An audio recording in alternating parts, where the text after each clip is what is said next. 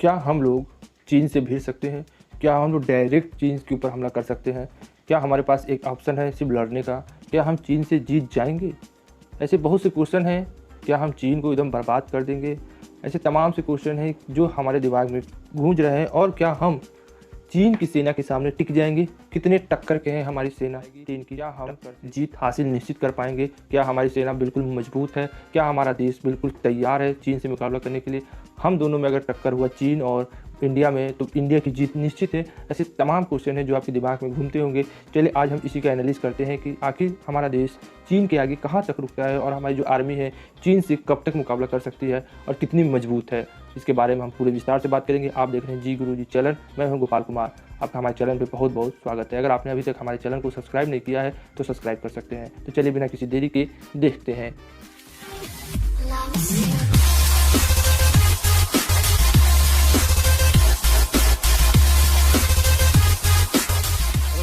आपका हमारे चैनल में बहुत बहुत स्वागत है। आज हम चीन की ताकत और भारत की ताकत के बारे में बात करेंगे। चीन की ताकत और भारत की ताकत अगर एक साथ दोनों लड़ते हैं युद्ध के मैदान में तो हमारी सेना चीन की सेना कहां तक मुकाबला कर पाएगी और किसकी जीत की गारंटी होगी ये आप तय कर पाएंगे। तो चलिए आज हम बात करते हैं चीन के पहले व्यापार के बारे में। भारत और चीन में लगातार व्यापार बहुत ही तेज़ी से बढ़ रहा है, मगर इसमें चीन हम लोग से बहुत ज़्यादा आगे निकल गया है। आइए हम कुछ बताते हैं पॉइंट आपको। देखिए, जैसे पहला पॉइंट आप देख सकते हैं कि भारत और चीन के बीच सालाना 6 लाख करोड़ का व्यापार होता है। हमारे और चाइना के बीच 6 लाख करोड़ का व्यापार होता है। चीन भारत को हर साल 4.9 लाख करोड़ रुपए का निर्यात करता है। भारत चीन को, और जबकि भारत वो भी चीन को निर्यात करता है 1.2 लाख करोड़। यहाँ इसका मतलब भारत 4 गुना पीछे है चीन से व्यापार के मामले में। निर्यात करता है और वह 4.9 करता है और भारत 1.26 करता है। इससे साफ बात है कि भारत चाइना से बहुत ज़्यादा सामान मंगाता है, मगर अपना बहुत ही कम मात्रा में 1/4 बस वो चाइना पे भेजता है। भारत के हर सेक्टर चीन की कंपनियों पर निर्भर है, वहीं से कच्चा माल मंगाती है। खासकर टेक्नोलॉजी में और दवाइयों के मामले में सारी चीज़ें लमसम मुझे तो लगती है कि भारत में रेडमी, ओप्पो, वीवो मोबाइल तो पूरी विदेशी चाइना की आती हैं, और ऊपर से टेक्नोलॉजी में, खिलौने में, सब चीज़ में वो भारत को निर्यात करता है, भारत को ही देता है। भारत बहुत ही कम मात्रा में निर्यात करता होगा, वो ज़्यादातर चीन से आयात ही करता है, और चीन बहुत ही भारी मात्रा में भारत को देता है। इसकी सबसे बड़ी गलती है यहाँ की जो मूल्य है वो बहुत ज़्यादा है, इसीलिए लोग सस्ते के चक्कर में चीन का माल लेते हैं।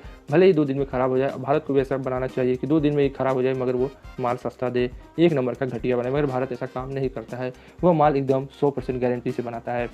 तो हम बात करते हैं चीन की, इस तरीके से वो हमारे कर रहा है। तो आइए हम कुछ और पॉइंट पे करते हैं। जैसे हमारा चीन है जो हमारे 20 जवानों को मार चुका है, जिससे कि हमारे देश के जो व्यापारी हैं वो कम से कम चीन का माल ले रहे हैं, फिर भी मगर बहुत ज़्यादा माल हमारे भारत के 20 जवानों को अपने ही भारत में आके मार दिया। जैसे माने उसने लेह में भारत के ही क्षेत्र में घुसकर 20 जवानों को मार दिया और वहाँ पे अपना कब्जा बना के रखा हुआ है, पीछे हटने का नाम नहीं ले रहा है। वैसे में हम जानते हैं कि भारत में जो व्यापार है 6 लाख करोड़ रुपए का सालाना व्यापार होता है, मगर उसमें से मात्र 1.2 व्यापार ही भारत कर पाता है। 4.9% वह लाख करोड़ व्यापार वह भारत में कचरा भेजता है। मात्र 1.2 लाख करोड़ का ही वह भारत निर्यात कर पाता है, बाकी सब आयात करता है। तो हम देखते हैं कि ये 2019 से जनवरी और 2020 के बीच भारत ने कितना माल लिया और कितना माल दिया। वैसे हम बात करते हैं, भारत ने चीन को 14.42 अरब डॉलर का निर्यात किया है, उसको अपना सामान बेच दिया है। जबकि उसी दौरान 2019 से 20 तक के चीन ने कुल आयात का लगभग 4 गुना, कुल आयात जितना भारत ने किया था 14.42 अरब डॉलर का, उससे 4 गुना 57.93 अरब डॉलर का उसने भारत में सामान कचरा भेज दिया है। तो एक बार देख सकते हैं कि 4 गुना अधिक व्यापार भारत करता है उससे, मगर भारत को 1/4 बस वो सामान भारत अपना भेज पाता है चाइना में। वो भी क्या भेजता है पता नहीं, खाने पीने का सामान भेजता होगा और वो नकली सामान भेजता है। इससे हमें व्यापार में आत्मनिर्भर बनना होगा और कम से कम सामान मंगाने होंगे, मगर इसमें सरकार भी सहयोग दे, आम जनता भी सहयोग दे, तभी यह मुमकिन हो पाएगा। क्योंकि सरकार अरबों का ठेका लेती है चीन से ही और लोगों को से कहती है कि चीन का सामान ना ले, और चीन से ही सामान बंदरगाह पे मंगा के भेजती है और कहती है सामान ना ले। ऐसा बहुत ही बेकार है। वो सीधे सीधे चीन पर प्रतिबंध लगा दे, जैसे कि उसने बाघा बागर, और जैसे पाकिस्तान में उसने अपने जो व्यापार का समझौता तोड़ देती है। तो इससे हमारी आत्मनिर्भरता चीन से कम होगी और देशों से बढ़ेगी, टेक्नोलॉजी आएगी, चीन का कच्चा सामान नहीं आ पाएगा। चलिए हम और पॉइंट पे करते हैं कि इसी दौरान जनवरी-फरवरी में चीन ने भारत को, जो 2020 का जनवरी-फरवरी है, उसमें $9.5 अरब का निर्यात किया। इस दौरान भारत ने मात्र चीन को $2.5 अरब का निर्यात किया है। इसका मतलब भारत ने $10 अरब आयात किया है और मात्र $2.5 ही उसने निर्यात किया। ये बहुत ही सोचने की बात है और इसके मुकाबले 11 से 12% भारत कम हो गया है निर्यात करने में, आयात ज़्यादा करता है। तो ये बहुत ही बड़ी ही बेचैनी का कारण है भारत के लिए, क्योंकि उसने जो व्यापार है चीन से वो एक तरफ़ा हो गया है। मान लीजिए 50-50 होता तो बात होता, मगर उसने एक तरफ़ा व्यापार कर लिया है, कम लेता है और ज़्यादा भारत को देता है। इसीलिए चीन से पूरी तरीके से व्यापार को डिस्कनेक्ट कर देना चाहिए मेरी राय में। ऐसा नहीं कि सामान जितना ले 50-50 ही लें, इससे ज़्यादा ना लें। तो यहाँ तक देख सकते हैं भारत में ड्रग्स का 68%, जो भारत की दवाइयाँ बनती हैं वो 68% चीन से आती हैं और इसी तरह इलेक्ट्रॉनिक सामान 43% भारत में वहाँ से आता है विदेश से। गवर्नमेंट में 27% आता है, ऑटो सेक्टर में 9% आता है। इसी तरीके से समझ सकते हैं हर चीज़ 50% से ऊपर इसकी रह रही है। ये ड्रग्स में बहुत ज़्यादा भारत दूसरे चीन पर रहता है। इसीलिए भारत को एक बात समझ लेना चाहिए कि जितनी दवाइयाँ बन रही हैं वो अपने देश में बनाएं और ख़ासकर भारत में ही रहे कच्चा माल लेने के लिए 68-70% लमसम वो सिर्फ चीन पर निर्भर करता है। ये बहुत ही बड़ी बात है और ऐसी बहुत सी कंपनियां हैं जो भारत से सीधे सामान मंगाती है, उसे असेंबल करके भारत में बेच देती है, चाइना से मंगा के असेंबल करके बेच देती है। बहुत ही बड़ी परेशानी का कारण भी हो सकता है। और देखिए 2014 में चाइनीज़ कंपनी ने भारत से 12,000 करोड़ का निवेश किया था। पिछले 6 साल में उसका निवेश 5 गुना बढ़कर 60,000 करोड़ के करीब पहुँच गया है और चीनी कंपनियों ने उससे करा भी और 5 गुना उनका प्रॉफिट भी हो गया। ये बहुत बड़ी बात है। स्टार्टअप में 29,000 करोड़ का निवेश चीन की कंपनी ने भारत में स्टार्टअप में बहुत बड़े पैमाने पर निवेश किया। 2019 में इसमें काफ़ी तेज़ी आई। साल 2018 में भारतीय स्टार्टअप में चीन में 15,000 करोड़ का, जो 2019 में बढ़कर 29,000 करोड़ रुपये हो गया। भारत में 30 बड़ी स्टार्टअप कंपनी में 18 में चाइनीज़ इन्वेस्टमेंट है और भारत की कंपनी में उन्होंने इन्वेस्ट करना भी शुरू कर दिया। इसका मतलब अब वो हमारे अंदर घुस कर हमारी कमजोरी को ले रहे हैं। इसका मतलब उसने बहुत से बड़ी कंपनियों को अपना फंड दिया, अपना पैसा दिया, जिसको वो वहाँ से बैठे बैठे कंट्रोल भी कर सकता है। इस तरह आप देख सकते हैं। अब मैं बताया जा रहा हूँ कि कौन कौन कंपनियों में उसने बहुत बड़ा निवेश किया है। पेटीएम में उसने बहुत बड़ा निवेश किया है, अलीबाबा में, अलीबाबा ग्रुप में, एंड फाइनेंस में निवेश किया है, ओला में, टेसेंट में गेम किया है जैसे आप पबजी खेलते हैं, डीडी में किया, जैसी कंपनियों में बहुत ज़्यादा, ओयो होटेस में, डीडी यूज़ में, ऐसी बहुत सी कंपनियाँ, स्नैपडील में, अलीबाबा ग्रुप में, स्विगी में किया है और बहुत सी ऐसी कंपनियाँ हैं। टेसेंट ने भारत में 19 कंपनियों में, सुनवाई कैपिटल में 16 कंपनियों में, स्वातिकता में 10 कंपनियों में, सोमी में 8 कंपनियों में, फोसून में, आरजे कैपिटल में 6 कंपनियों में, हिल हाउस कैपिटल ग्रुप में 5 कंपनियों में, एनजीपी कैपिटल में 4 कंपनियों में, अलीबाबा ग्रुप में 3 कंपनियों में, एक्सेस कैपिटल में 3 कंपनियों में। इस तरह उसने बहुत ज़्यादा निवेश किया है। पिछले दिनों चीन से आने वाले एफडीआई के नियम में बदलाव कर स्मार्टफोन बाजार में 70% से ज़्यादा हिस्सेदारी है। आप समझ सकते हैं कि हमारे हाथ में जो मोबाइल है वो माइक्रोमैक्स का है। माइक्रोमैक्स यहाँ का देख सकते हैं, यहाँ का सिंबल है माइक्रोमैक्स। यह एक भारतीय कंपनी है मगर इसमें अंदर सब लिखा है मेड इन चाइना। इसका मतलब इस कंपनी ने भी असेंबल यहाँ किया है, भारत का नाम दिया है कि भारत की कंपनी है, मगर इसका सारा पार्ट चाइना से बनकर आया। ये एक बहुत बड़ी दिक्कत है भारत में, क्योंकि भारत की कंपनियां ही सारा माल चाइना से मंगा के उसको असेंबल करके आपको दे देती हैं। तो एक प्रकार से आप ये चाइनीज़ मोबाइल यूज़ कर रहे हैं माइक्रोमैक्स, मगर माइक्रोमैक्स प्योर हिंदुस्तानी कंपनी है, मगर उसका सारा माल चाइना से आता होगा ऐसा मुझे लगता है, क्योंकि इसकी बैटरी पे, इसके हर चीज़ पे मेड इन चाइना लिखा हुआ है। तो मुझे देख के बहुत दुख होता है कि भारतीय कंपनियों ने सारा माल चाइना से मंगा कर ही बेच रही हैं, जिससे कि बहुत बड़ा है। अब देख सकते हैं हमारे स्मार्टफोन सबसे नंबर 1 पे है एक्सोमी, जो चाइना की कंपनी है, रियलमी है वो भी चाइना कंपनी है, और उसका ओप्पो वीवो तो सब चाइनीज़ कंपनी है। और 2 लाख करोड़ रुपए का चाइनीज़ ओप्पो, स्वामी, रेडमी 70% से ज़्यादा मोबाइल पर कवर किया है। इसका मतलब मोबाइल इलेक्ट्रॉनिक सामान पर 70% है। तो आप देख सकते हैं किस तरीके से जो यहाँ की कंपनियाँ हैं वह एक प्रकार से डूब रही हैं और ज़्यादातर कंपनियाँ चाइनीज़ कंपनियों से माल लेकर ही बेच रही हैं। ये बहुत ही दुखद है, जिससे कि हमारा जो मार्केट है टेलीविज़न में है, ये सब कुछ है, 70% मार्केट हमारा कवर कर चुकी है चाइनीज़। तो इस तरीके से काम नहीं चलेगा। आप सबसे निवेश और बहुत ज़्यादा आपसे निवेदन है कि आप अधिकतर मेड इन इंडिया का ही सामान खरीदें, खासकर अच्छे सामान खरीदना हो तो मेड इन इंडिया से खरीदें, क्योंकि जितने लोकल सामान है वो एक बात मानते हैं कि सोमी, ओप्पो, वीवो ये सब कंपनियां बहुत ही सस्ते दाम में आपको मोबाइल दे रहे हैं, मगर उससे अच्छे मोबाइल बने हैं भारत में, उसको खरीदिए, सस्ते के चक्कर में ना रहें, जिससे कि हमारा देश बच सके। अब हम बात करेंगे कि जो हमारा भारत के जो सैनिक हैं और चीन के सैनिक में जो उन पर मुकाबला होगा वो किस कदर होगा और कब तक हमारी आर्मी चाइनीज़ सैनिक के सामने टिक सकती है और कितना हम उसके सामने मुकाबला कर सकते हैं। तो एक अनुमान मोटी मोटा मैं आपको बता सकता हूँ कि $261 अरब का वो अपने सैन्य पर खर्च करती है, जो सैन्य कार्रवाई उस पर खर्च करती है, और वह दुनिया की दूसरी सबसे नंबर 1 है अपने सैनिकों पर खर्च करती है, सामान पर अपने सैनिकों पर 261 अरब डॉलर खर्च करती है, ये बात नोट कर लीजिए। और वहीं भारत तीसरे नंबर पर है, सैन्य अपनी जो सेना पे खर्च करता है मात्र 71 अरब डॉलर ही खर्च करता है। अब कंपेयर कर लीजिए 261 अरब डॉलर और 71 अरब डॉलर में कितना फ़र्क है। तो इस तरीके से हम देख सकते हैं कि भारत अभी बहुत पीछे है जो अपने सैनिकों पे खर्च करता है, और चीन बहुत ज़्यादा अपने सैनिकों पे खर्च करता है, बहुत ज़्यादा सामान वो अपने सैनिकों पे खर्च करता है, इतना बजट उसके पास आता कहाँ है। तो एक प्रकार से वो अपने सैनिकों को लड़ाई के लिए पहले से तैयार कर रहा है, मगर अभी वो दूसरे नंबर पर है, पहले नंबर पर जान लीजिए कितना खर्च होता होगा। चलिए हम मोटी मोटा इसके बारे में पढ़ते हैं कि किस तरीके से हम वह उससे मुकाबला कर सकते हैं। तो चलिए हम देखते हैं कि अभी मात्र सिर्फ 71 अरब डॉलर का ही खर्च भारत कर रहा है, जो कि बहुत पीछे है।